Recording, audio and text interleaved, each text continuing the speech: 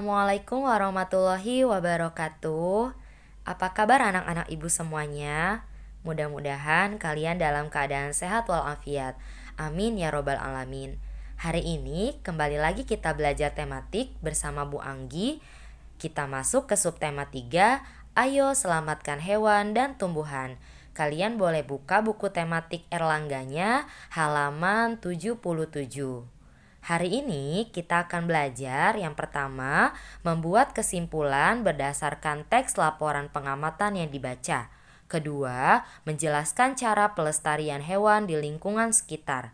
Yang ketiga, menjelaskan informasi mengenai profil negara-negara ASEAN. Yang keempat, menuliskan pendapat terkait penerapan sila Pancasila dalam kehidupan sehari-hari. Yang kelima, mewarnai dan mendekorasi patung.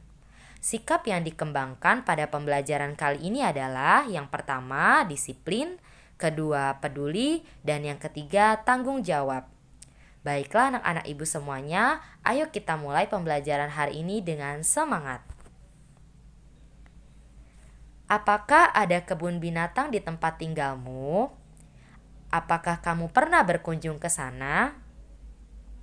Kebun binatang adalah tempat di mana hewan dipelihara dalam lingkungan buatan untuk ditunjukkan kepada masyarakat. Sebagai tempat rekreasi, selain itu juga kebun binatang berfungsi sebagai tempat pendidikan, penelitian, dan tempat pelestarian untuk hewan langka. Sekarang kalian coba perhatikan gambar di bawah ini. Coba kalian lihat, ada gambar apa saja yaitu? Gambar pertama ada gambar hewan orang-utan.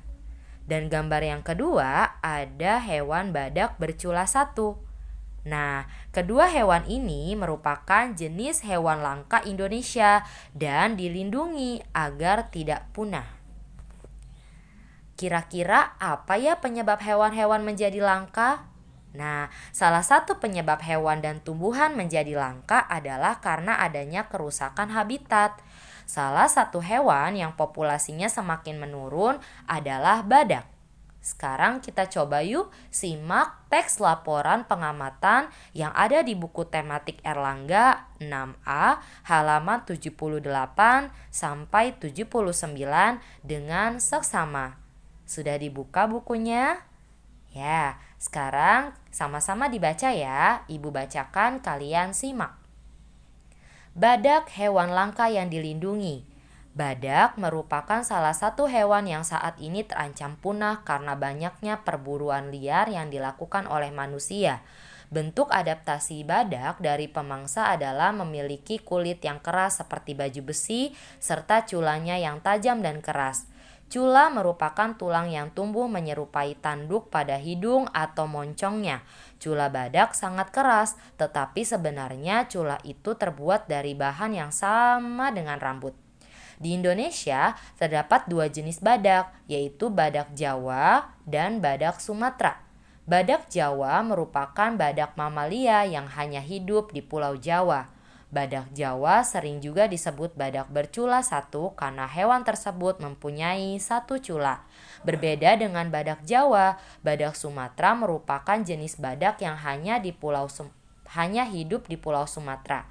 Badak Sumatera memiliki ukuran tubuh lebih kecil dibandingkan hewan Jawa dan memiliki dua cula. Perburuan badak secara ilegal dilakukan bukan tanpa sebab. Menurut mitos yang beredar di masyarakat, cula badak dapat digunakan sebagai obat.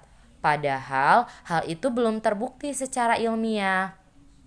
Selain itu, ada juga orang yang membeli cula badak untuk dijadikan koleksi pribadi.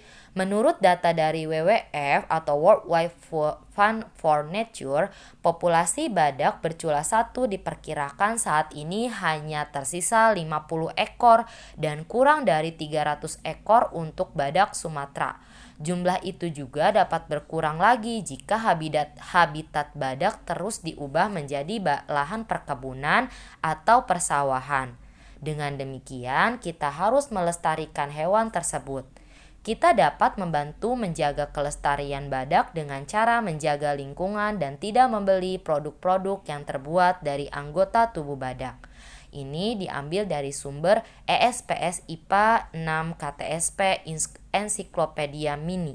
Nah, setelah kalian baca, apakah kalian masih ingat tentang kesimpulan? Apa itu kesimpulan dari suatu informasi? Apakah kalian bisa menemukan kesimpulan dari keseluruhan isi teks? Kesimpulan dapat dibuat dengan mengambil intisari atau informasi penting dari teks, kemudian menyusunnya ke dalam pernyataan dengan kalimat sendiri. Dalam membuat kesimpulan teks, ada beberapa hal yang harus kita perhatikan. Yang pertama, menentukan ide pokok teks. Yang kedua, mencatat kata kunci teks. Yang ketiga, membuat pernyataan sesuai ide pokok dan kata kunci teks. Kita sama-sama simak yuk, kira-kira seperti apa ya cara menentukan kesimpulan. Ibu ambil dari teks yang tadi telah kita baca ya. Nah, di sini Ibu ambil paragraf ke-1. Tadi kita sudah sama-sama baca tentang badak hewan langka yang dilindungi. Silahkan kalian perhatikan teksnya yang paragraf pertama. Nah, di sini Ibu sudah ambil. Ide pokoknya adalah badak merupakan salah satu hewan yang terancam punah. Ide pokok bisa kalian simak dari keseluruhan teks atau kalian bisa menentukannya dari kalimat utamanya ya. Kemudian dari ide pokok ataupun dari keseluruhan teks kita cari kata kuncinya. Nah, kata kuncinya Ibu temukan ada badak, hewan terancam punah, perburuan liar, dan cula badak. Ini adalah kata kunci nih, kata yang kira-kira banyak muncul dan menjadi kunci dari paragraf tersebut. Maka dari kata kunci dan ide pokok Ibu simpulkan, yaitu badak merupakan hewan yang terancam punah karena perburuan liar yang dilakukan oleh manusia, sehingga badak menggunakan culanya untuk beradaptasi dari pemangsa. Ingat ya, kesimpulan itu dibuat setelah kita baca dan kita menggunakan bahasa sendiri. Sekarang tugas pertama adalah tuliskan ide pokok, kata kunci, dan kesimpulan dari teks yang telah kalian baca tadi yang terdapat pada halaman 78 dan 79. Nah, kalian tuliskannya di buku tulis ya dalam bentuk tabel dari mulai ide pokok, kata kunci, dan kesimpulan. Tadi kan yang paragraf 1 sudah, silahkan kalian tuliskan yang paragraf kedua dan paragraf ketiga. Indonesia menjadi negara yang memiliki beragam jenis hewan dan tumbuhan. Namun banyak jenis hewan dan tumbuhan yang terancam punah ataupun langka dan patut kita lindungi. Hewan dan tumbuhan dapat kita lestarikan dengan dua cara, yaitu pelestarian in situ dan pelestarian ex situ. Apa sih pelestarian in situ dan ex situ? Pertama, pelestarian in situ adalah pelestarian yang dilakukan pada habitat asli hewan atau tumbuhan tersebut berada.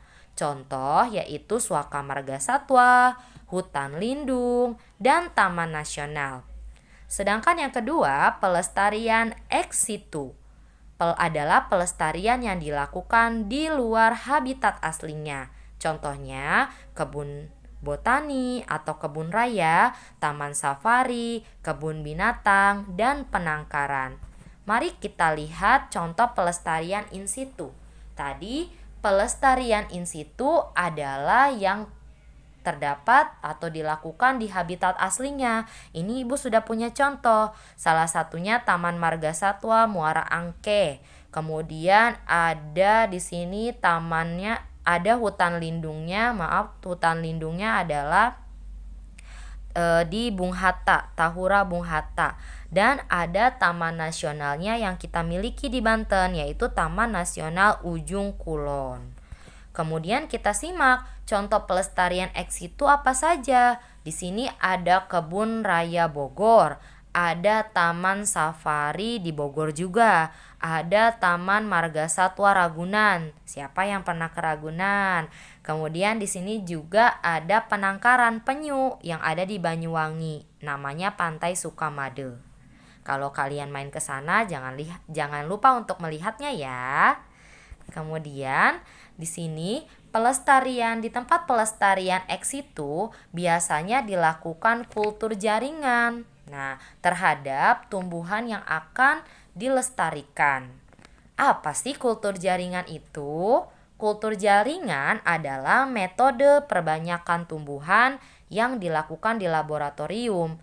Kultur jaringan tumbuhan melibatkan tumbuhan yang tumbuh dalam media buatan dalam kondisi steril dalam tabung reaksi, toples, atau cawan Petri. Nah, kultur jaringan ini tujuannya apa? Tujuannya adalah mempercepat perkembangbiakan tumbuhan sehingga waktu tanam lebih singkat dibandingkan jika kita mengembangbiakannya menggunakan biji. Nah, kultur jaringan ini salah satu cara untuk melestarikan tumbuhan.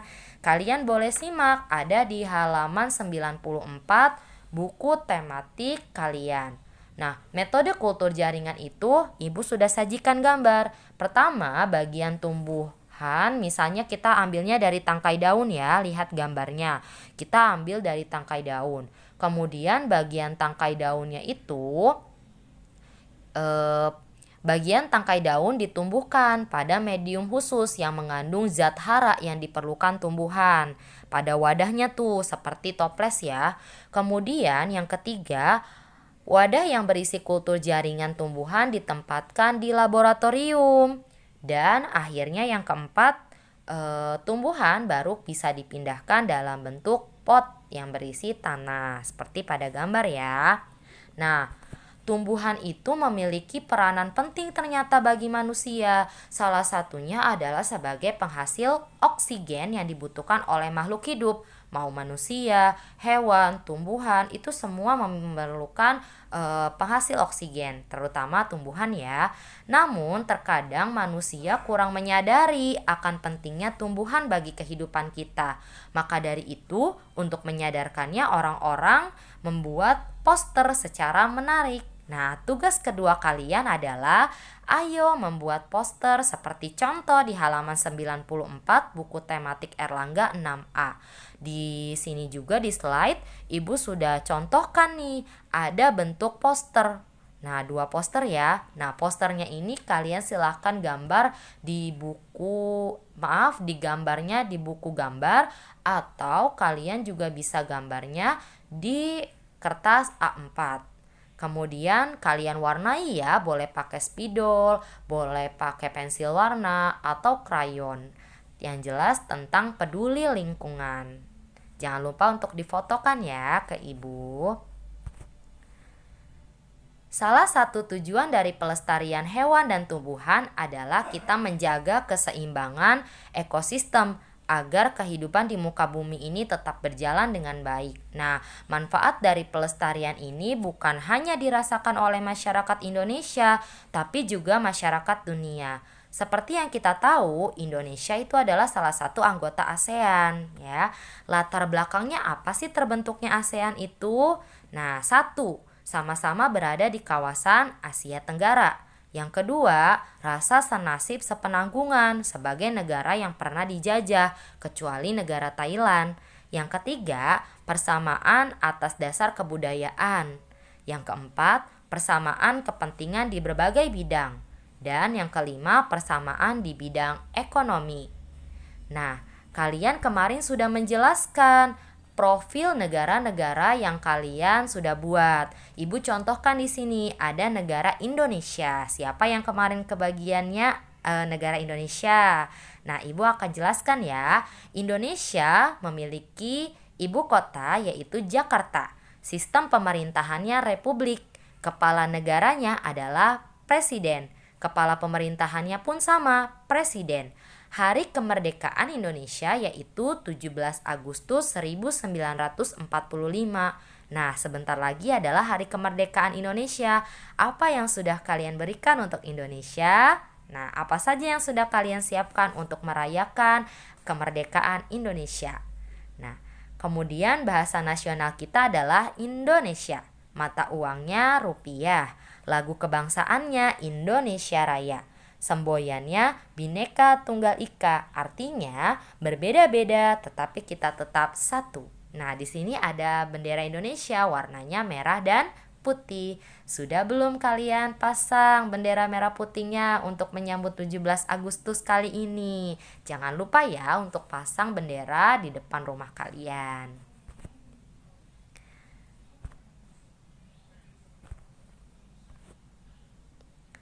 Selanjutnya, di sini gajah Sumatera termasuk salah satu satwa hewan langka yang ada di Indonesia yang dilindungi. Populasinya semakin berkurang karena kerusakan habitat dan pemburuan liar untuk mengambil gadingnya. Apakah perilaku manusia ketika merusak habitat hewan dan melakukan perburuan liar itu sesuai dengan nilai-nilai Pancasila? Nah, Pancasila tentu saja itu tidak sesuai. Pengamalan Pancasila itu bukan hanya sebatas kepada manusia, tapi terhadap hewan, tumbuhan. Nah, caranya seperti apa? Kita menghargai, merawat, serta menyayangi. Nah, contoh pengamalan sila pertama Pancasila kepada habitat hewan dan tumbuhan, yaitu kita bisa dapat mensyukuri keberadaan hewan dengan tidak menyakiti atau menyiksa hewan. Bayangkan kalau di dunia ini tidak ada hewan, tidak ada asupan makanan yang mungkin kita bisa makan dari hewan, ataupun banyak hal lainnya yang bisa kita syukuri dengan keberadaan hewan. Contoh pengamalan sila ketiga Pancasila, contohnya kita turut menjaga kelestarian hewan-hewan khas yang ada di Indonesia dengan tidak memelihara hewan langka yang dilindungi di rumah kalian. Contoh hewan yang dilindungi kan kayak badak bercula 1 atau komodo. Nah, itu tidak perlu kalian merawatnya di rumah karena cukup kalian melestarikannya dengan saling mengingatkan orang lain untuk tidak melakukan pemburuan liar ya. Jadi tidak perlu tuh merawat hewan-hewan tersebut di rumah ya, karena ada tempat khusus yang menjadi tempat perawat atau merawat hewan tersebut. Sekarang, apakah kamu telah melakukan pengamalan Pancasila terkait menyayangi dan merawat tumbuhan di lingkungan sekitar? Sebelumnya, kamu telah membuat patung dari plastisin. Bentuk hewan apa yang telah kamu buat? Kemarin ibu lihat, ada yang buat kupu-kupu, ada yang buat burung, ada yang buat kura-kura. Nah, kalian sudah membuatnya dengan baik. Patung itu diberi warna agar lebih menarik dan indah. Ada beberapa teknik pewarnaan dalam patung, tergantung pada bahannya. Nah, para pengrajin patung biasanya nih menggunakan cat akrilik atau pelitur untuk bahan yang berbahan kayu ya patungnya. Pewarnaannya biasanya menggunakan warna asli kayu. Patung dari bahan gipsum itu dapat diwarnainya dengan cat air atau cat minyak. Dan patung dari bahan bubur kertas dan plastisin yang seperti kalian buat kemarin itu dapat diwarnai menggunakan cat poster, cat besi, atau cat kayu. Nah, agar warna patungnya itu merata dan tidak kusam, maka dilapisi dulu sebelum diwarnai, maka dilapisinya dengan warna putih. Setelah kering, baru kalian warnai dengan warna yang kalian inginkan. Nah, di sini ibu sudah buat ya, di sini ada patung berbahan kayu. Nih, kalau patung berbahan kayu, itu bisa kalian gunakannya tadi ada akrilik, cat akrilik atau cat pelitur ya, atau pelitur. Di sini ada bentuknya seperti ini. Kalau patungnya yang berbahan gipsum, nah bahan gipsum tadi kita bisa gunakan cat air atau cat minyak. Nah, ini kalian kalau mau buat patung dengan gipsum, ini yang dibeli. Kemudian jika patungnya bahannya bubur kertas atau plastisin, nah kalian kemarin buat nih, ini kalian bisa gunakan untuk mewarnainya. Ada cat poster, cat besi, atau cat kayu. Nah, ini kalian bisa cari ya di toko. Nah, di sini kalian sudah membuatnya dengan baik ya. Siapa tahu kalian nanti mau mewarnai di rumah, disilahkan. Terima kasih, hari ini kita cukupkan pembelajaran kali ini. Jangan lupa untuk belajar dengan semangat ya, dan mengerjakan tugasnya dengan disiplin. Jika ada yang kurang dimengerti, kalian bisa tanyakan kepada Bapak dan Ibu guru kalian. Terima kasih. Ibu akhiri. Wassalamualaikum warahmatullahi wabarakatuh.